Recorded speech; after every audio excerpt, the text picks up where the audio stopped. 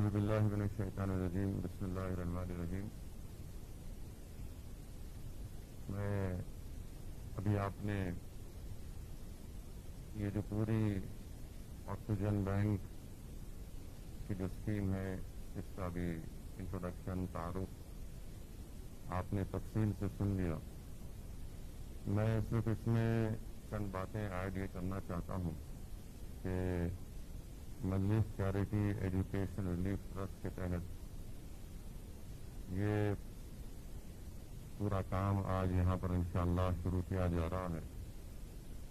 और आप जानते हैं कि रबीउल अव्वल के मुबारक महीने में मजलिस इत्तेहादुल मुस्लिमीन अवाम से साल में एक मरतबा उनसे कंट्रीब्यूशन की अपील करती है और जो पैसा जमा होता है इस ट्रस्ट में उसके ज़रिए से हम लोग हर साल बल्कि 2005 से गवर्नमेंट के स्कूल खास तौर से उर्दू मीडियम मदारिस स्कूल में हम लोग काम कर रहे हैं। एग्ज़ाम की फ़ीस भी देते हैं और जो बच्चे एसएससी में उनका जीपीए हाईएस्ट होता है उनको कैश अवार्ड भी देते हैं। क्योंकि जब से कोविड शुरू हुआ है हम ये गवर्नमेंट स्कूल में ये स्कीम उसके इम्प्लीमेंट नहीं कर सके, तो करीब हर साल हम लोग उस स्कीम के तहत 65 और 70 लाख के दरमियान में हम उसमें पैसा खर्च करते हैं। तो इसीलिए जब कि अब स्कूल्स बंद हैं और वो पैसा है तो हमने ये फैसला लिया कि इस तरह का एक काम करते हैं।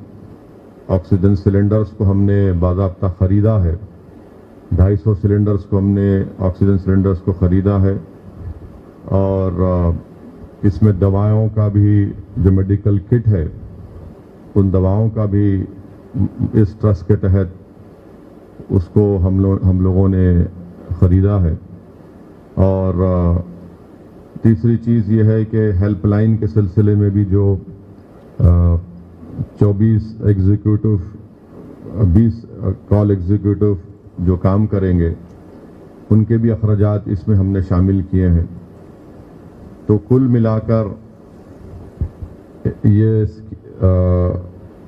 फर्स्ट फेज़ में करीब 1 करोड़ 40 लाख की लागत इस तमाम इस स्कीम में आ रही है। और मैं शुक्रगुजार हूँ एक्सेस फाउंडेशन का, उनके तमाम जिम्मेदारों का कि जिन्होंने हमको पूरा ताउन दिया। और मैं शुक्रगुजार हूँ कि उनके मातहत जो डॉक्टर्स हैं वो फ्री में अपनी सर्विसेज को प्रोवाइड कर रहे हैं। मेरी आवाम से गुजारिश है कि वो इस हेल्पलाइन नंबर पर फ़ोन करें और वहाँ से जो हैं वो आपसे बात करेंगे और उनके फैसले और उनकी इजाज़त के बाद अगर वो कहते हैं कि किसी को ऑक्सीजन सिलेंडर देना है तो वो इत्तला यहाँ पर दी जाएगी। और जो पेशेंट हैं अगर वो नहीं आ सकते तो मजलिस इत्तेहादुल मुस्लिमीन के अराकीन असम्बली, अराकीन बल्दिया, सदर मोतमदीन, मुहिबान मजलिस इंशाअल्लाह ताला बहैसियत रज़ाकारा तौर पर वॉलंटियर का काम करेंगे और सिलेंडर वहाँ पर पहुँचाएंगे। मैं ये बताना ज़रूरी समझता हूँ कि ये ऐसा नहीं है कि कोई भी यहाँ पर आकर सिलेंडर लेके जा सकता है। आपको हेल्पलाइन पर फ़ोन करना पड़ेगा। जो डॉक्टर्स हैं वो देखेंगे, पूरा मायना करेंगे, जो भी सवालात हैं अगर वो मुतमईन होते हैं कि आपको मेडिकल किट से आपका इलाज हो सकता है तो वो मेडिकल किट आप तक पहुंचाई जाएगी। और अगर उनकी राय यह है कि नहीं बल्कि ऑक्सीजन सिलेंडर आपको फराहम करना है तो वो भी फराहम किया जाएगा। तो मेरी आप तमाम से गुजारिश है कि इस स्कीम से आप इस्तेफादा हासिल करिए। और साथ ही साथ डेक्कन मेडिकल कॉलेज से फारिग जो डॉक्टर्स ख़ास तौर से नॉर्थ अमेरिका में हैं, वहाँ पर उन्होंने एक तंजीम बनाई, Deccan alumni of north America, उसमें जनाब तारूद साहब उसके ज़िम्मेदार हैं। तो उन्होंने मुझे बाज़ाब्ता मैसेज भिजाया है और कहा कि असद साहब हम भी इसमें अपना ताउन देने तैयार हैं। और ये बड़ी अच्छी बात है कि अमेरिका के वो डॉक्टर्स जो वहाँ पर कोविड के अस्पताल में भी काम किए, काफ़ी एक्सपर्ट्स भी हैं, वो भी इंशाअल्लाह ताला हमको तो टेक्निकली कुछ करना है वो कर लेंगे, तो उनको भी इंशाअल्लाह इसमें शामिल करेंगे। तो हमारी कोशिश यही है कि इस नाजुक वक्त में, इस बुरे वक्त में हम आवाम की ताउन करें और साथ ही साथ हम उन अस्पतालों का भी, उनसे बोझ कम करने की हम कोशिश कर रहे हैं। जो अस्पताल में डॉक्टर्स, नर्सेज, समाजी कारकुन जो काम कर रहे हैं वो भी काफ़ी प्रेशर में है। तो हमारी कोशिश ये है कि इंशाअल्लाह ताला अगर ये हेल्पलाइन से लोग राब्ता करेंगे और ये डॉक्टर्स से बात करेंगे तो शायद उनकी डॉक्टर्स की सिफारिश, डॉक्टर के डायग्नोज पर इंशाअल्लाह उनका इलाज हो सकता है और वो मर्ज आगे भी ना बढ़े। तो मेरी आप तमाम से गुजारिश है कि इससे इस्तेफादा हासिल करिए। ऑक्सीजन सिलेंडर जो कोई भी डॉक्टर्स के बोलने पर जिसको भिजाया जाएगा, मेरी उनसे गुजारिश है कि ये आप अपने घर में नहीं रखेंगे, ये आपकी जायदाद नहीं है, ना प्रॉपर्टी है, बल्कि ये मजलिस चैरिटी एजुकेशन रिलीफ ट्रस्ट की प्रॉपर्टी है। इसको वापस आपको करना पड़ेगा ताकि दूसरे जो जिसको ज़रूरत है उन तक हम ये उनको फराहम कर सकें। ये एक छोटी सी कोशिश है, मैं कोई बड़े दावे नहीं कर रहा हूँ और आप और हम जानते हैं कि ये एक बहुत बड़ा चैलेंज है। और बल्कि मैं तो आज शुक्रिया अदा करना चाहूँगा ना सिर्फ तेलंगाना बल्कि मुल्क के तमाम वो डॉक्टर्स का, नर्सेस का, पैरामेडिकल स्टाफ का, फ्रंट लाइन वॉरियर्स का और साथ ही साथ हमारे सहाफ़ियों का भी, जर्नलिस्ट का भी, जो ऐसे नाजुक वक्त में और बुरे वक्त में जहां पर हज़ारों की तादाद में लोगों की मौत हो चुकी है और हो रही है, वो इस तरह का काम कर रहे हैं। मैं उनको सलाम करता हूं और हमारी कोशिश यही होगी कि जो हमसे हो सकता है हम कर रहे हैं। और मेरी आवाम से अपील है कि वो इससे इस्तेफादा हासिल करें। इस हेल्पलाइन पर फ़ोन करिए और थोड़ा सब्र से हमको काम करना है। मैं जानता हूं कि बहुत ज़्यादा प्रेशर है अस्पतालों पर, अस्पताल में बेड नहीं है और अगर बेड मिल भी जाता है तो वेंटिलेटर नहीं मिलता है। और फिर प्राइवेट हॉस्पिटल्स में भी है, बहुत से मुश्किलात का सामना हम तमाम को करना पड़ रहा है। बस इंशाअल्लाह हमारी कोशिश यही है कि जो हम अपना इसमें ताउन कर सकते और हम ये कोशिश कर रहे हैं कि उसमें ताउन करें।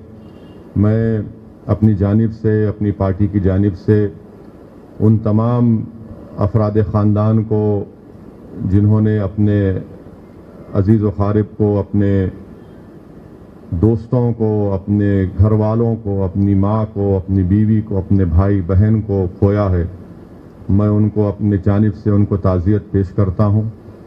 मेरे पास अल्फाज नहीं है कि कैसे हम उनको दिलासा दिला सकें।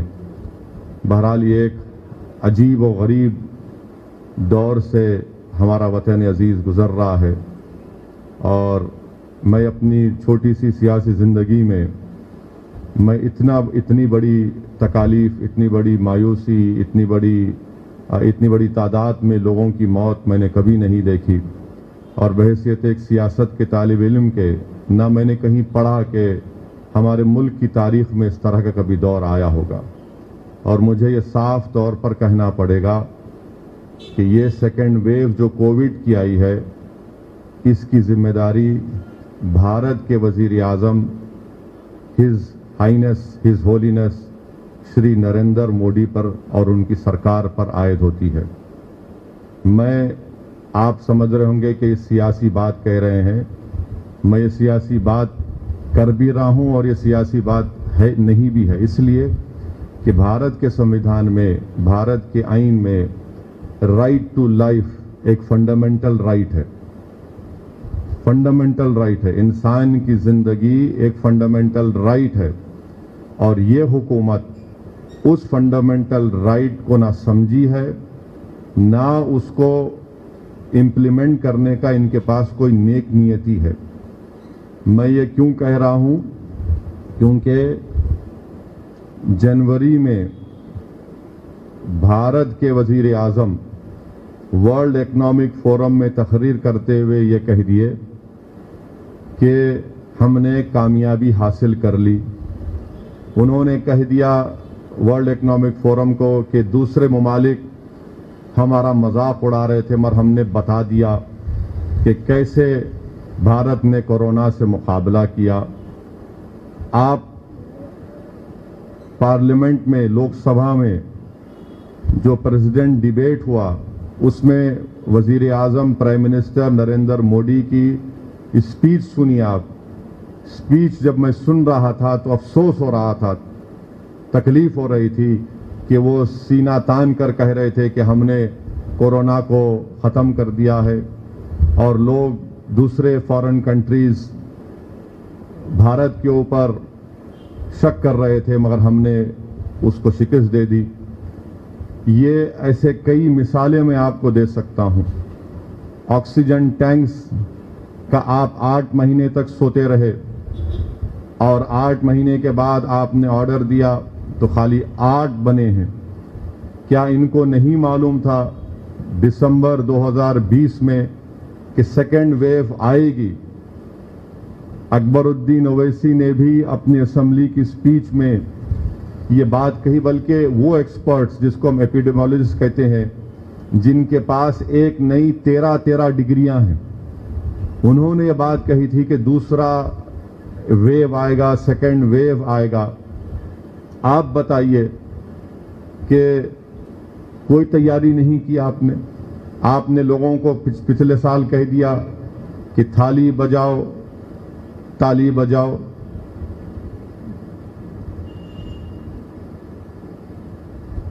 तो आपने ये काम कर दिया। आपके पास आपने कुछ भी नहीं किया इसकी तैयारी के लिए।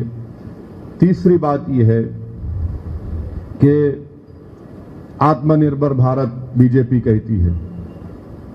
आत्मनिर्भर भारत अगर हम हैं तो हमको ऑक्सीजन सऊदी अरब से लेना पड़ रहा है। आत्मनिर्भर भारत हम हैं तो रशिया हमको कह रहा है कि मदद करेंगे। दुनिया के मुमालिक हमसे कह रहे हैं हम देंगे।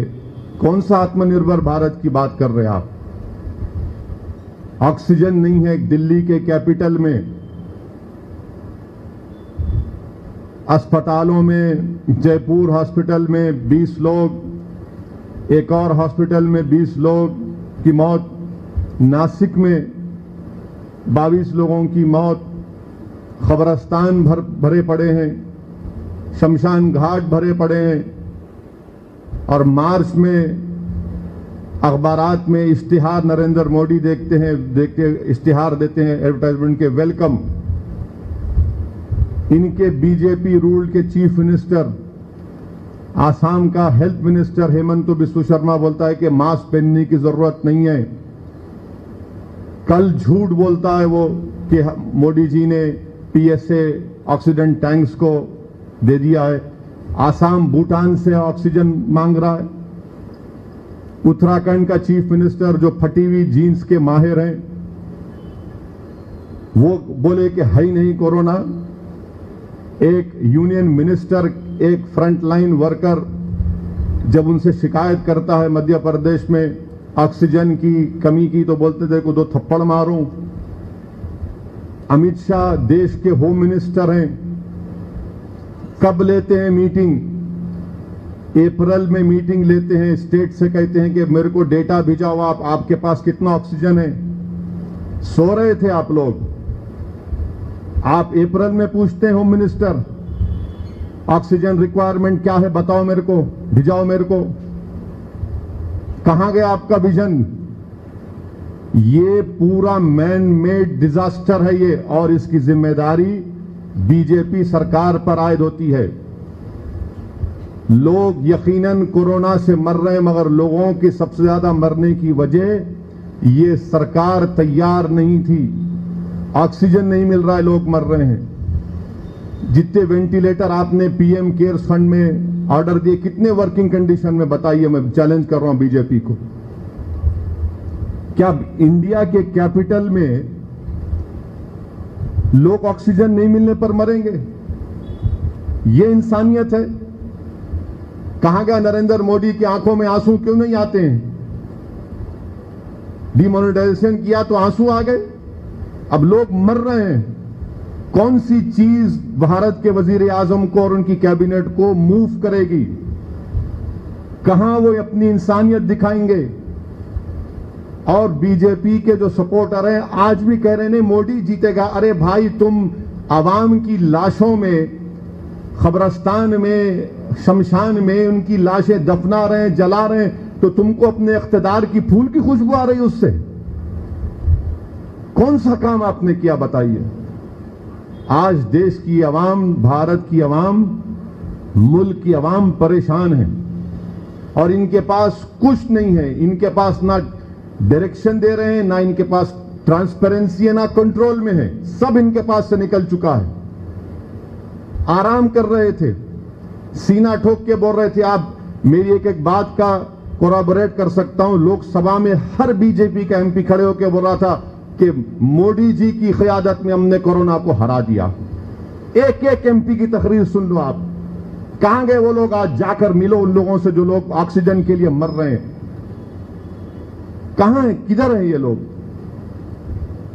इसीलिए ये अभी भी वक्त है इनको कि वो होश के नाखून लें, गुरूर और तकब्बुर से निकलें।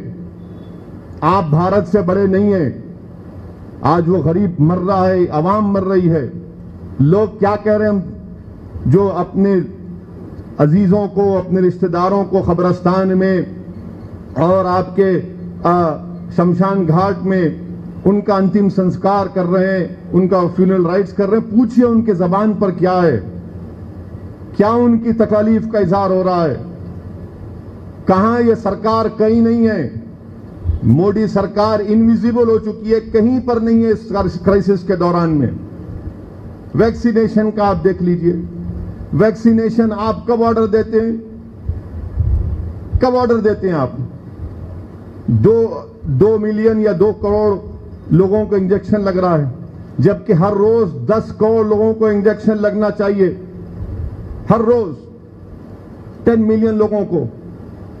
अब तो सेकेंड डोज के लिए तो वैक्सीन ही नहीं है। पूछो आप, है ही नहीं वैक्सीन सेकेंड डोज के लिए। ना कोवैक्सीन है, ना कोविशील्ड है। और ये कौन सी कीमत है? कौन सी कीमत है? ये क्या कीमत लगा रहे हैं? ये पूरे 1 साल में लाखों की तादाद में लोग बेरोजगार हो चुके हैं, बल्कि करोड़ों की तादाद में। करोड़ों की तादाद में आवाम की आमदनी कम हो चुकी है। आप बोल रहे हैं कि पैसे दे के लो। कहां से देंगे गरीब? ये इसीलिए कह रहा हूं कि इनके पास ना ये कंट्रोल में है, ना इनके पास ट्रांसपेरेंसी है, कुछ नहीं है, ना डायरेक्शन है। हर एतबार से नाकाम साबित हो चुके हैं। अरे भाई, आप 2 दिन पहले इंपोर्ट ड्यूटी कम करते ऑक्सीजन पर और कोविड के मेडिसिन पर। 2 दिन पहले। ये आपका विजन है?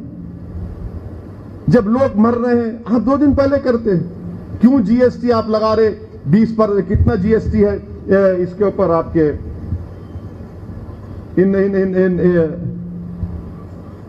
ये जो दवाएं हैं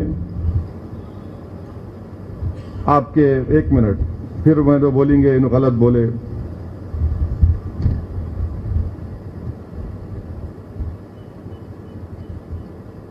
जीएसटी आपका देखिए, रेमडेसिविर पर और मेडिकल ऑक्सीजन पर 12% जीएसटी है। Oximeters, ventilators 20% GST. अरे निकालो ना भाई, क्या करेंगे पैसा रख के? क्या इंसान की जान से बढ़ के आपका जीएसटी? निकालो इसको आप, 6 महीने के लिए निकालो। कुछ नहीं। एमपी फंड हमारा ले लिया आप, कम से कम एमपी फंड हमारा होता तो हम कुछ कर सकते थे, ऑक्सीजन खरीद के दे सकते थे पूरे एमपीज, मगर सेंट्रलाइज, हर चीज सेंट्रलाइज। हम प्राइम मिनिस्टर से कहना चाह रहे हैं कि आप आइंस्टाइन नहीं है, आप अकले कुल आपके पास नहीं है। आप अपने आप को एक मशवरा दे रहे हैं प्राइम मिनिस्टर, अपने आप को सराउंड करो आप उन लोगों से जो आपके खिलाफ सच्ची बात बोल सकते हैं। आप सिर्फ यस मैन को, गुलामी करने वालों को, चमचों को जमा कर लिए अपने अतराफ में, जो खाली आपको देखते कि थाली मारते हैं, और देश आपकी ये जो पॉलिसी है भुगत रहा है। क्यों नहीं आपके ये क्यों हुआ? हम प्राइम मिनिस्टर से पूछना चाह रहे हैं, बीजेपी से, क्यों हुआ फिर ये? आपकी जिम्मेदारी नहीं है ये? मैं आवाम की तकलीफ और जज्बात की तर्जुमानी कर रहा हूं, और जो लोग मेरी बात सुन रहे हैं मुझसे मुत्तफिक भी होंगे कि हां, एक एक बात इसमें सच्चाई है। ये हालात हैं, और मैं आवाम से अपील कर रहा हूं कि आप मायूस मत होइए। यकीनन ये बहुत मुश्किल वक्त है, और हम तमाम मुल्क के लोगों को एक होकर सबकी मदद करना पड़ेगा। इख्तिलाफात और जो भी है उससे उठकर हम तमाम को मदद करना है, और इसी से ही हम ये जो एक हेल्थ इमरजेंसी है इसका मुकाबला हम कर पाएंगे। ये आसान काम नहीं है। और मैं और एक बात आपको बता रहा हूं कि मैं जो एक्सपर्ट से बात किया हूं वो ये कह रहे हैं कि अगर हम लोग 80% पॉपुलेशन को वैक्सीनेशन नहीं देंगे तो थर्ड वेव भी आएगा, थर्ड वेव भी आएगा। और आप है ही नहीं वैक्सीन आपके पास, आप तो बोल दिए कि स्टेट्स को ले लो 400 रुपए में। कहां से स्टेट्स? मैं शुक्रगुजार हूं तेलंगाना गवर्नमेंट का और दीगर स्टेट गवर्नमेंट बोले कि हम फ्री में दें, स्टेट के पैसे नहीं है। अरे आपके पास है ना पीएम केयर्स फंड, जो खजाने पे बैठे हैं आप। पीएम केयर्स फंड क्या करेंगे? दो ना स्टेट्स को, आप पूरा बांटो। सरकार के पास पैसे, आप बोलिए हम देंगे, सब्सिडाइज करेंगे पूरे भारत की जनता को। Right to life prime minister को जानना चाहिए, फंडामेंटल राइट है। गवर्नमेंट ऑफ इंडिया का काम है कि हर भारत के सिटीजन को इंजेक्शन दिलाना, वैक्सीनेशन। आप खाली इतने खरीद के बाकी तुम खरीद लो, क्यों खरीदेंगे? किस लिए हमारा पैसा आपके पास है? फिर ये आपका काम है कि हर एक को इंजेक्शन आप दिलाना, वैक्सीनेशन दिलाना। आप क्यों नहीं दिए परमिशन आप फाइजर को? दिसंबर में फाइजर आया, आप नहीं दिए, बहाने बना दिए, चले गया। आप बुला रहे फाइजर को तो फाइजर बोल रहा है मुझे इंडेमनिटी दे दो। आप क्या कर रहे थे? आप क्या प्लानिंग है आपके पास? कब तक झूठ बोलेंगे? कब तक बेवकूफ बनाएंगे भारत की जनता को? आप 6 साल से आप नफरत नफरत फैला रहे हैं। देख लिया आज क्या हुआ। आज ये हालात हमारे मुल्क के हैं। मैं आखिर में पूरी आवाम से अपील कर रहा हूं कि खुदा के लिए प्लीज हाथ जोड़ के आपसे अपील कर रहा हूं कि बगैर मास्क पहने घर से मत निकलिए। सोशल डिस्टेंसिंग को जितना हो सके कोशिश करिए, आसान काम नहीं है और कोशिश करिए। वैक्सीनेशन अगर है उन जगह पर तो पहली फुर्सत में जाकर आप वैक्सीनेशन लीजिए। मजाक नहीं है, याद रखिए। अगर कोई लोग ये समझ रहे हैं कि नहीं नहीं ये सब कुछ भी नहीं है, याद रखिए बेड नहीं मिल रहे हैं अस्पतालों में। आप मजलिस के जिम्मेदारों से पूछिए कि रात में, सुबह में 2-2 बजे सहरी के वक्त रोते हुए फोन आता है कि हमारे को बेड दिलाओ। माने बेबसी का आलम में आ चुका हूं मैं तो, कि फोन करते हैं कि कहां दिलाएंगे बेड। उन लोगों की आहें, उन लोगों का रोना, उन लोगों की तकलीफ। आप बताइए कि ये बहुत जरूरी है। इसलिए आवाम से अपील कर रहा हूं कि खुदा के लिए प्लीज मास्क पहनिए। और नौजवानों को बता रहा हूं कि ये सेकेंड वेव में बड़ी तादाद में नौजवान मुतासिर हो रहे हैं, नौजवानों को कोविड हो रहा है। इसलिए हम तमाम को ये तमाम एहतियाती तदाबीर को इख्तियार करना है, मास्क पहनना है। वैक्सीनेशन, अगर सेंटर्स में वैक्सीन है तो फौरन आप प्लीज जाकर वैक्सीन लीजिए, टेस्टिंग करवाइए और अल्लाह के लिए, खुदा के लिए हिमाकत मत करिए। ये कोरोना आपका इनविजिबल दुश्मन है जिसको आप देख नहीं सकते। अगर कोई ये समझ रहा कि नहीं काली नजला बुखार है, खांसी है, मेरे को कुछ नहीं होता, मैंने नहीं, आपको बर्बाद कर दे रहा अंदर जाके उन्हें। जो लोग आईसीयू से निकल के भी आते 15-15, 20 दिन, एक महीना उनको ऑक्सीजन लेना पड़ता उनको रिकवरी के बाद भी। खुद मजलिस के कॉरपोरेटर को जानता हूं मैं, बास के लंग्स डैमेज कर दे रहा है। इसीलिए बचाइए अपने आप को, क्योंकि ये सरकार, मरकजी सरकार अब कुछ नहीं कर सकती, इनके हाथ से निकल गया ये। इनके पास कोई डायरेक्शन नहीं है, इनका कोई कंट्रोल नहीं है, कोई ट्रांसपेरेंसी नहीं है। कल मन की बात में एक मर्तबा प्राइम मिनिस्टर ऑक्सीजन के बारे में बात करें, सिर्फ एक मर्तबा। हम प्राइम मिनिस्टर को बोल रहे हैं कि आप पूरे भारत की जनता के लिए वैक्सीनेशन दिलाइए। क्या करना है इतना पैसा रख के? भारत की जनता का पैसा है ना मेरा है ना आपका है। कोई प्लानिंग नहीं है इनके पास। बहरहाल ये हालात हैं और ये हमारी तरफ से बिल्कुल छोटी सी कोशिश है। मैं कोई बड़े दावा नहीं कर रहा हूं, आप भी जानते हैं, मैं भी जानता हूं कि ये बहुत बड़ा चैलेंज है हमारे लिए, मगर हमको मिलकर ताउन करना है। और मैं साथ ही साथ हमारे पुलिस के भी जो लोग फ्रंटलाइन वॉरियर्स हैं वो भी बड़ी मेहनत कर रहे हैं और मैं उनका भी शुक्रिया अदा करता हूं। बहरहाल ये कोशिश है मजलिस चैरिटी एजुकेशन ट्रस्ट के। और ऑक्सीजन, हाँ एक और बात, ऑक्सीजन कॉन्सेंट्रेटर ही नहीं है। कहाँ नहीं है ना, कहीं नहीं है मार्केट में ऑक्सीजन कॉन्सेंट्रेटर, मिल ही नहीं रहा, अरे कहीं भी नहीं है। अब यूके भी जा रहा ऑक्सीजन कॉन्सेंट्रेटर। आत्मनिर्भर भारत है ये। क्या ऊंचाई पे पहुंचा दिए मोदी जी आपके, ऑक्सीजन ही नहीं मिल रहा है भारत को। ऑक्सीजन कॉन्सेंट्रेटर दस्तयाब नहीं है, गरीब परेशान है। ये बहुत गलत हो रहा है, बहुत गलत हो रहा है। ये नहीं, ये कोई सियासी बात नहीं कह रहा हूं मैं आपको। मैं बता नहीं सकता कि किस हाल से आवाम गुजर रही, कहां से हमको लोग उम्मीद से फोन करते, हम थोड़ा बहुत कर सकते, बस तो बिल्कुल ही परेशान है। और हम मीडिया से भी रिक्वेस्ट कर रहे, वो मीडिया जो भारत के वजीर आजम की चमचागिरी, गुलामी करते करते थकते नहीं है, अरे अब तो उठो। क्या आप नहीं देख रहे हैं कि आपके घरों में आपके रिश्तेदार, आपके दोस्त, सहाफी मर रहे हैं? सच्चाई दिखाओ खुदा के लिए, वरना याद रखो ये कोविड तुम्हारे को ही पहुंचेगा। जब तुमको पहुंचेगा तुमको अंदाजा होगा कि तकलीफ क्या होती है। ये गुलामी और बायसनेस छोड़ो, आप दिखाओ उन गरीबों की तकलीफ को, खुलकर दिखाओ। आपका काम है, आप जर्नलिस्ट हैं, तनकीद करो, कौन रोकता है तनकीद करने आपको? मगर कुछ भी नहीं। एक साल पहले तबलीगी जमात ऐसा बना दिए थे। अब कहां गया आपका वो तमाम जोश और जज्बा, वलवला? कुछ नहीं। रात के 9 बजते कि आके दूल्हे भाई बैठ जाते टीवी के ऊपर और पूरे के पूरे, ओ ये हो रहा, असदुद्दीन अवैसी, वो फुला। अरे अब दिखाओ भाई, बताओ।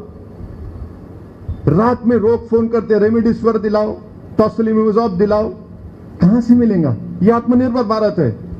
खाली वादे, अब कितना दिए उतना आएंगे, वो प्लान कर दिए फुला। अरे है ही नहीं भाई मार्केट में। अगर ये सब मिल रहा तो लोग क्यों फिर रहे फिर? और ये वक्त है कि पूरे स्टेट गवर्नमेंट को हम अपना हेल्थ का बजट, बांग्लादेश छोटा सा मुल्क है, 3% ऑफ जीडीपी हेल्थ पे खर्चा करता बांग्लादेश। हम क्या खर्चा कर रहे बताओ आप? 1% भी नहीं हो रहा हमारा। हम बढ़ाए क्या बढ़ाए? आप कुछ नहीं बढ़ाए। तेलंगाना सरकार से भी हम डिमांड करते हैं कि उस्मानिया हॉस्पिटल की नई बिल्डिंग बनाना चाहिए आपको। शाम में जमीन है, बनाइए आप। चीफ मिनिस्टर चंद्रशेखर राव का मैं शुक्रगुजार हूं। कालेश्वरम, मिशन भगीरथा हो गया, बहुत अच्छा है। अब नेक्स्ट 5-4 साल में आप अस्पताल बनाइए। उस्मानिया हॉस्पिटल की नई बिल्डिंग बनना चाहिए। ये वायरसेस चलते रहेंगे, एक्सपर्ट्स बोल रहे हैं कि फिर वायरस थर्ड वेव आएगा। हमारा हाल यह है कि अब उठेंगे फिर खामोश हो जाएंगे, फिर आया तो फिर उठे। रिएक्शनरी काम नहीं चलेगा नरेंद्र मोदी जी, पूरा एक्टिव रहना पड़ेगा आपको। रिएक्शनरी होने से ही ये सब देख रहे आप। तो ये चंद बातें थी। मैं उम्मीद करता हूं कि आपको अब सवालात करने की जरूरत नहीं है। तमाम जो बातें हमारे जर्नलिस्ट सोच के आए थे, मैं उसका तमाम का जवाब दे चुका हूं। अगर आपको कुछ पूछना है तो पूछ लीजिए।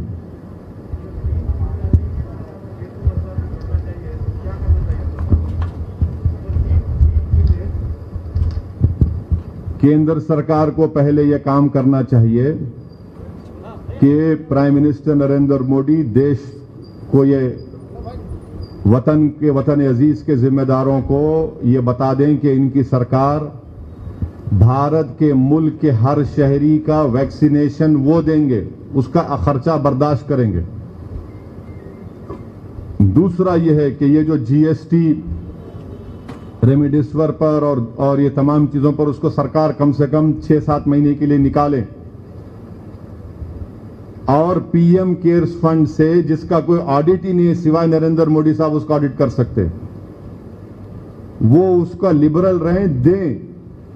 गवर्नमेंट ऑफ इंडिया क्या कुछ नहीं कर सकती इसमें, हर चीज वो कर सकती है और करना चाहिए उनको।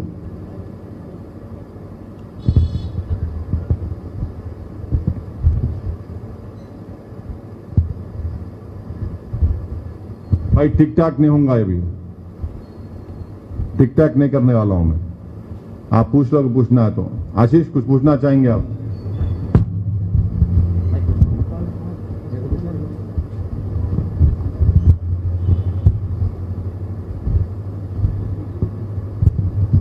इंग्लिश में वो बोल दें, बेसिक पॉइंट्स जो अरे अब वो इंग्लिश में बोल दे। भाई मेरे को स्क्रिप्ट राइटर नहीं है ना, लिख के देने कैसे। So basically, sir, you have raised several issues, and in particular, दूर ठहरिए, हटिए। जो एक मिनट, जो गैर मुताल्लिक़ अफराद हैं बाहर चले आइए, चलिए। After 1 year of lockdowns, we are witnessing the second wave of virus, not only in Hyderabad and Telangana, but across country we are witnessing severe on healthcare facility, doctors, hospitals. There are no oxygen cylinders, no medicine. Where we failed, sir? Where we failed because of this government headed by His Highness Shri Narendra Modi. We failed because they didn't had that vision. They didn't plan for this. All the experts in the country were saying that the second wave will come. Those experts who have more than 10 to 13 degrees have been warning us. But this government was in deep slumber. This government headed by the Prime Minister, Shri Modi, while addressing the World Economic Forum, he openly claimed that we defeated Corona. Please go and read the speech of the Prime Minister given to Lok Sabha during the reply to President debate. He openly said that other foreign countries were pessimistic and suspicious, but we have defeated Corona. We have overcome Corona, COVID. It is their lack of planning, lack of concern for the people of India that we are seeing this carnage. We are seeing this deaths which are happening in thousands. Can you please tell me if it is happening in Delhi, what is happening in places like Eastern Uttar Pradesh, in Madhya Pradesh, in Chhattisgarh, in rural areas of India? People don't even know why their wife, his child are dying. In Delhi it is happening. Can you imagine what is happening in rural area of our country? In Mumbai it is happening. In Telangana, Hyderabad we are facing this difficulty. What is happening in rural areas? What is the life of an Indian? Please tell me, who happens to be poor. Where is the government? There is no government. Mr. Modi is like a Badshah sitting in a palace. He is not seeing what is happening outside his palace. He has no concern for people who are dying out there outside his palace, in the capital of our country. Why didn't you placed orders for that PSA oxygen? It took you 8 months. You take decision to waive off import duty 2 days ago. Your Uttarakhand Chief Minister invites people. Your Health Minister says we have defeated Corona. Your every member of parliament stood up in Lok Sabha and said we have defeated Corona. You took credit for vaccine. Where is the vaccine? There is no vaccine available. For God's sake, what is this government doing? And what are the governments doing? No vaccine is there. We have nothing is left. Everything is in ruins. This is the state of affairs in our country. You have also raised the issue of GST, sir, on important medicine, emergency medicine, including oxygen and oximeter. It has GST. What appeal as a member of... Waive it off for next 6 months, for God's sake. Waive it off, please. Doesn't this government want to save any more lives? Waive it off, for God's sake. क्या करेंगे पैसा रख के जब लोगों की लाशों के अंबार खड़े हुए हैं? When people the deaths are piling up, when cremation grounds are not stopping from doing the funeral rites of people who are dying, graveyards are full. In some Muslim graveyards, not even a single grave is being made. A big grave is dug and people are putting 10, 5, 6 bodies in that. What advice you will give it to central government as well as state government, different state government? You see, it's not an advice. I am only telling the Prime Minister, will he rise up to his constitutional duty of saving the lives of people of India or not? You must rise up and save the lives of people of India. You cannot stop doing this dramatics, all this emotional blackmail which you are doing. Do something on the ground. Nothing is happening on the ground. Atmanirbhar Bharat, what Atmanirbhar? My foot Atmanirbhar Bharat. If Atmanirbhar Bharat was there, why do you require help from oxygen from Saudi Arabia?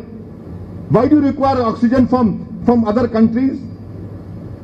What is Atmanirbhar Bharat? Please tell me. If Atmanirbhar Bharat is there, people call me at in the morning 2 a.m. we require Remdesivir. Taslim is off. Where can I get?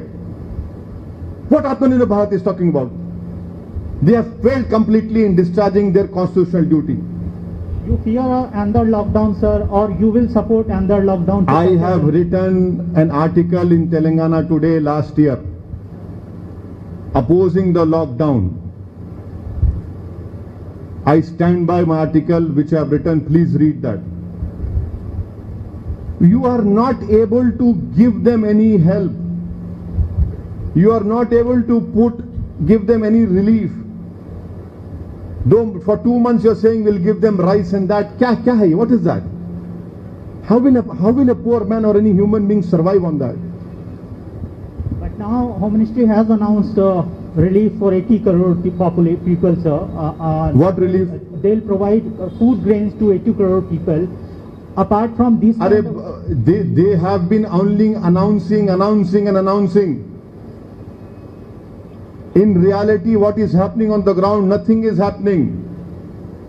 Nothing is happening on the ground. This government, ministers, Prime Minister, MPs, they were thumping their chest. We defeated Corona. Why did second wave come then? Why are people of India suffering now? Please tell me who's responsible. Am I responsible? Who's responsible then? You have nothing. You have no control. You have no accountability. Things are not under your control now. You are only there as a professor giving gyan to the gyan lobas. Take this gyan. Well, you are a government, for God's sake. You should be in control. You are not in control at all. That is why people are helping themselves. They have lost faith in this government. Sir, we see We had seen massive rallies taking place in West Bengal before the second wave also came in, and we still continue to see rallies taking place in West Bengal. What is the Election Commission doing? Why is the State Election Commission here holding elections in Telangana? And what am I supposed to do? Should I fight elections or not? Shouldn't I fight elections? It is the duty of the Election Commission to look into it. And yes, the Prime Minister, being the Prime Minister of the country, should have led by example. He should have taken a lead. He should have said that no, neither the Prime Minister, neither our Home Minister, Shri Amit Shah, have done that. But the elections are being held. And this we are seeing now. So do you think after second May we might see another lockdown as we have been seeing? I don't know. This government is bereft of all ideas. This government is not in control. This government has no transparency. They can do anything they desire. From the Prime Minister residence, how far are those hospitals? Please tell me.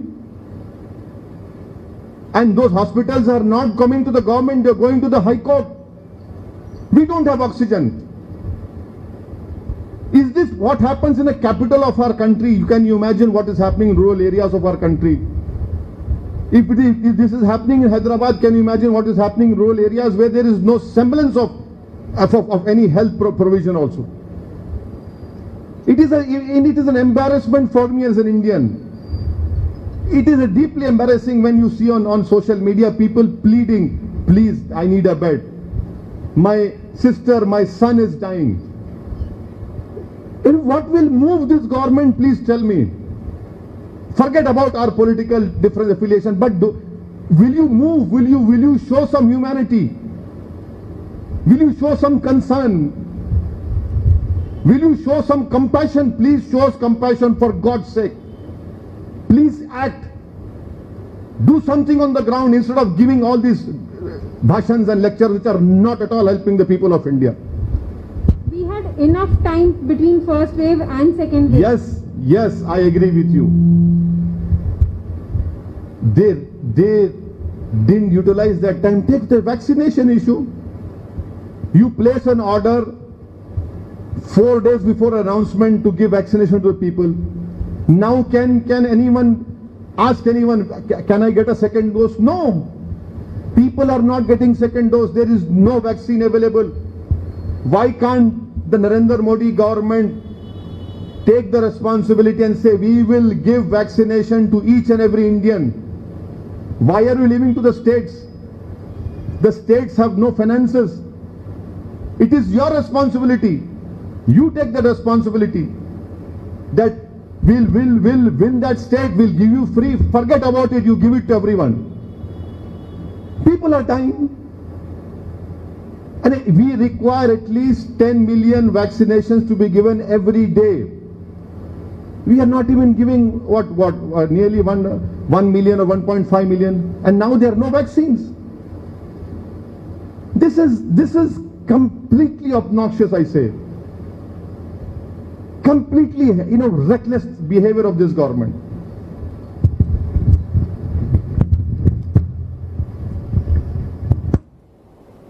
और किसी को पूछना है भाई?